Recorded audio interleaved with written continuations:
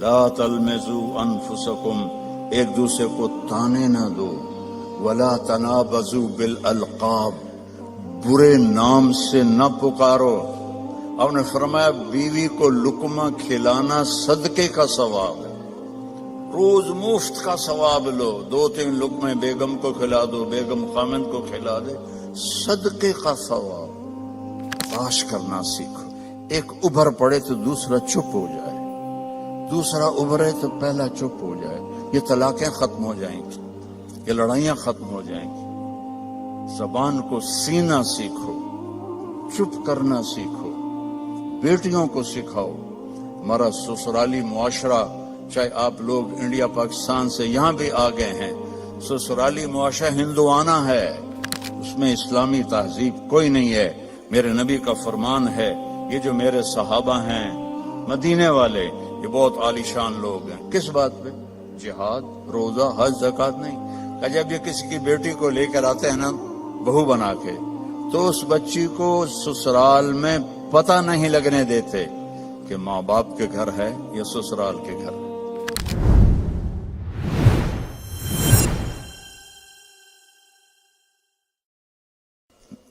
اگر آپ گھروں میں محبت کی زندگی گزارنا چاہتے ہیں، تانا دینا چھوڑ دیں۔ لا تلمزوا انفسکم، میرے رب کہہ رہا ہے، لا تلمزوا انفسکم، ایک دوسرے کو تانے نہ دو، ولا تنابزوا بالالقاب، برے نام سے نہ پکارو۔ یہ تو بڑی موٹی ہے، یہ تو بڑی چھوٹی ہے، اس کا تو ناک ہی سیدھا کوئی نہیں، اگر وہ کہتوں ہی کالا ٹٹ حبشی ہیں تو لڑائی تو ہو جائے گی۔ میرے نبی نے ہمیں زندگی اس طرح سکھائی۔ حضرت عائشہ رضی اللہ عنہا چھوٹی تھی، آپ ان کے لیے آٹا گوندتے تھے۔ کیا تو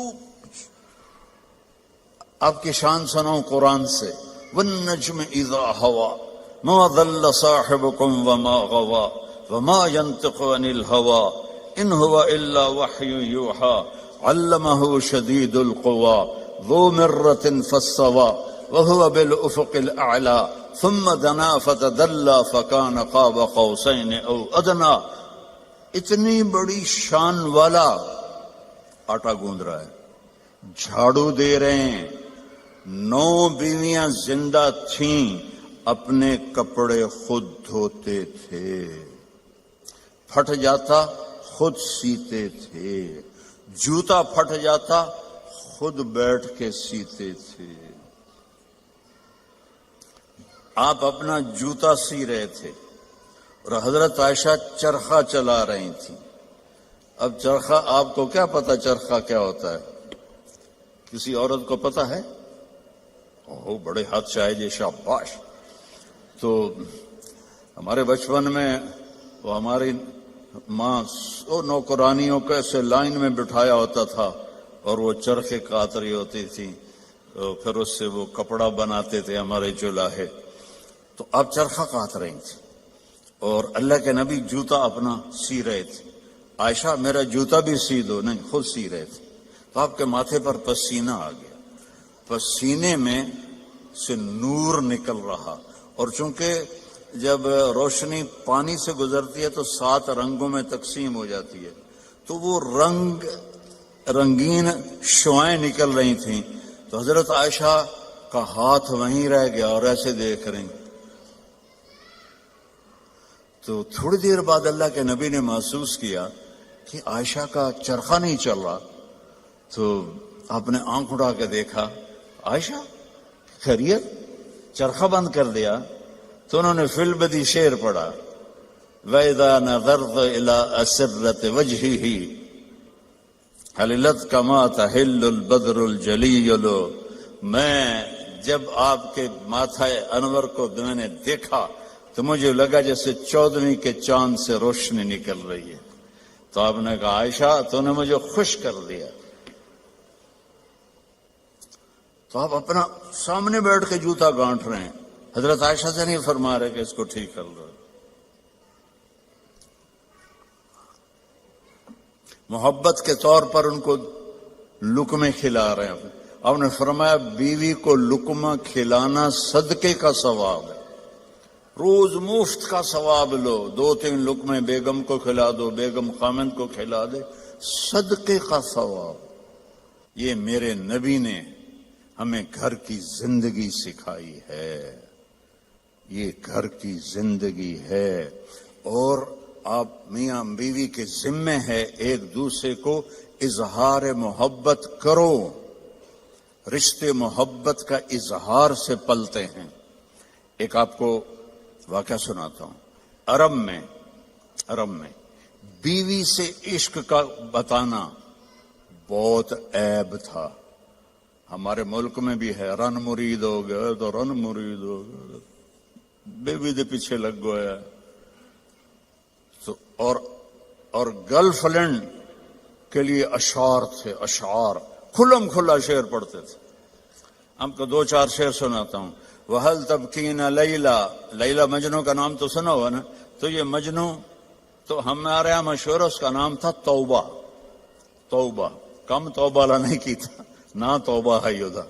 قبیلہ اس کا خفاجی تھا اور لیلا کا قبیلہ اخیلیہ تھا.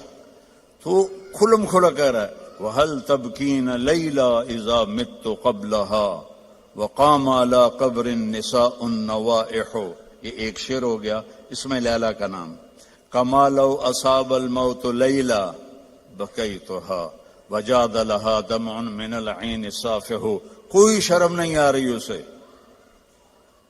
کہ وہ ایک جس لڑکی سے وہ شادی بھی نہیں ہوئی اس کے لیے وہ شعر پڑھ رہا ہے. اور بیوی توبہ توبہ توبہ. اب اس ماحول میں آپ مسجد نبوی میں بیٹھے ہیں اور مجمع بیٹھا ہوا ہے اور ایک شخص آتا ہے، وہ آپ سے زور سے پوچھتا ہے من احب الناس الیک یا رسول اللہ، آپ کو سب سے زیادہ کس سے پیار ہے یا رسول اللہ؟ تو آپ کہتے عائشہ. کان میں کہتے عائشہ. آپ نے زور سے کہا عائشہ سے مجھے سب سے زیادہ پیار ہے. وہ تو ہل گیا، سارے ہی ہل گئے. ایک ہی نبیوں کے بیوی نال ایڈا عشق. تو انہوں نے فوراً بات بدلی، نہیں نہیں نہیں یا رسول اللہ، میرا مطلب ہے مردوں میں سب سے زیادہ کس سے پیار ہے. تو آپ کو پتہ چل گیا نو گل ہضم نہیں ہوئی. آپ نے کہنا تھا ابو بکر سے، تو آپ نے فرمایا عائشہ کے ابا سے مجھے اس کے بعد سب سے زیادہ پیار. یہ زندگی ہے. اللہ کی قسم اس سے کوئی پیسہ نہیں لگتا اور آپ کی زندگی خوشحال ہو جائے. برداشت کرنا سیکھو. ایک ابھر پڑے تو دوسرا چپ ہو جائے، دوسرا ابھرے تو پہلا چپ ہو جائے. یہ طلاقیں ختم ہو جائیں گی، یہ لڑائیاں ختم ہو جائیں گی. زبان کو سینا سیکھو، چپ کرنا سیکھو. بیٹیوں کو سکھاؤ. ہمارا سسرالی معاشرہ، چاہے آپ لوگ انڈیا پاکستان سے یہاں بھی آ گئے ہیں، سسرالی معاشرہ ہندوانہ ہے، اس میں اسلامی تہذیب کوئی نہیں ہے. میرے نبی کا فرمان ہے، یہ جو میرے صحابہ ہیں مدینے والے، یہ بہت عالی شان لوگ ہیں. کس بات پہ؟ جہاد، روزہ، حج، زکوٰۃ نہیں. کہ جب یہ کسی کی بیٹی کو لے کر آتے ہیں نا بہو بنا کے، تو اس بچی کو سسرال میں پتہ نہیں لگنے دیتے کہ ماں باپ کے گھر ہے یا سسرال کے گھر ہے. اور ہمارے ماحول میں آتے ہی ٹیسٹ شروع ہو جاتا. میں آپ کو اپنے گھر کا لطیفہ سناتا ہوں. شروع سے نوکر چاکروں میں آنکھ کھلی. اللہ نے رزق دیا، ماں باپ کی طفیل. اللہ نے ایک اچھے گھرانے میں پیدا کیا، بڑے خاندان میں، رزق کی فراوانی. اور ہمارے والد میری ماں کو چولہے پہ نہیں بیٹھنے دیتے تھے. نوکرانیاں کریں، نوکر کریں. ٹھیک ہے، میری شادی ہو گئی. میری بیوی تھی شہر سے، تو فیصل آباد، میں ملتان کے پاس میرا گاؤں. لینگویج بالکل مختلف، ہماری بڑی ٹھیٹ اور کڑکتی ہوئی لینگویج تھی. تو بیچاری ویسی ہی گھبرائی رہتی تھی. اب ماسیاں چاچیاں کٹھی ہو گئی. ذرا سننا.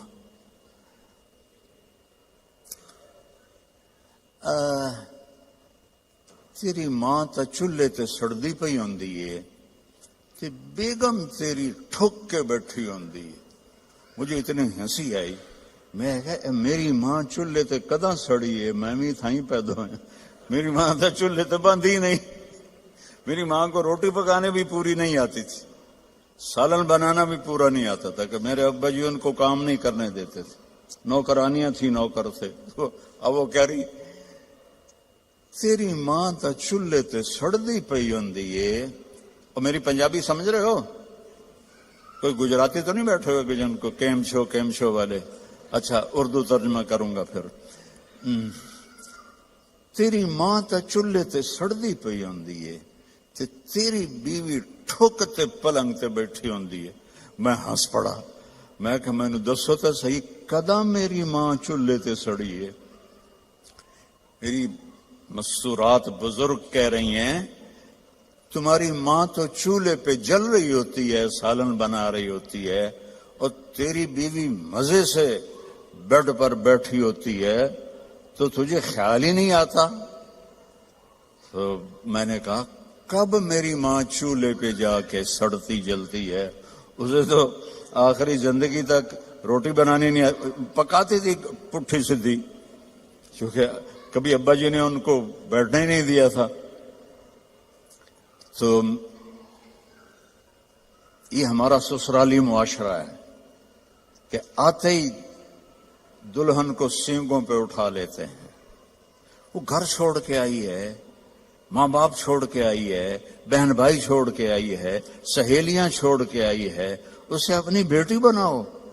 میں نے اپنی بیٹیوں کو بیاہ دیا ہے تو میں دوسرے کی بیٹی لے کر آیا. میں نے اپنی بیگم سے کہا کہ بیگم تیرے اخلاق کا اب پتہ چلے گا کہ بیٹیوں پر تو مائیں نشاور ہوتی ہیں، بہو پہ جب تو وہ سلوک کرے گی جو بیٹیوں سے کرتی تھی پھر تیرے اخلاق کا سکہ پکا ہے. تو اللہ کے فضل سے میری بیوی نے اس کو کر کے دکھایا، نبھا کے دکھایا.